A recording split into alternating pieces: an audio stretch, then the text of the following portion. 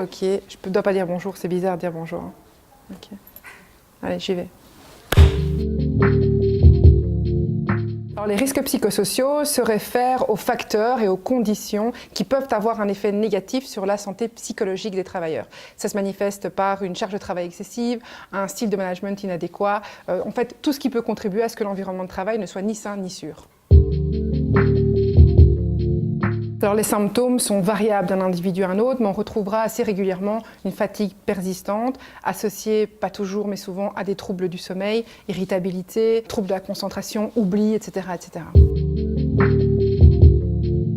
Les conséquences du mal-être psychologique au travail sont malheureusement assez nombreuses. Au niveau du travail, on pourra observer une baisse de la qualité ou de la productivité. Au niveau des relations aussi, il y a une forme d'isolement social parfois, voire dans les pires cas des tensions. Et alors au niveau de la santé, ce stress chronique en fait, qui se produit dans le cadre de ce mal-être psychologique peut conduire à un épuisement professionnel qu'on appelle le burn-out, voire dans des cas plus graves à des malaises cardiaques ou à des suicides. Nous proposons SenseCare, qui est en fait notre gamme de services dédiés à la prévention de l'épuisement professionnel.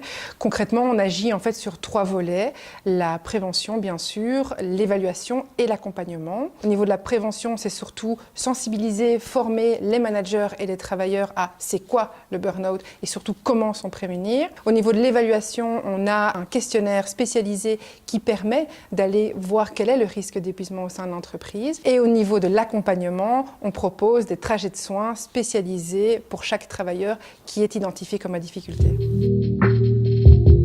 L'employeur, il a un rôle crucial à jouer en termes de prévention du bien-être au travail. C'est lui qui va vraiment décider des modes d'organisation et de gestion au sein de l'entreprise. Mais en plus, c'est celui qui va décider d'évaluer les risques psychosociaux et mettre en place toute la politique de prévention qui va contribuer à prémunir l'épuisement professionnel chez ses collaborateurs.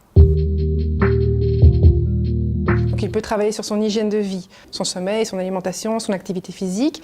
Il va aussi pouvoir apprendre à mettre ses limites, à dire non. Puis s'il a des difficultés, il peut s'adresser à son manager et demander de l'aide, que ce soit à la personne de confiance, au médecin du travail, au conseiller en prévention aspects psychosociaux notamment.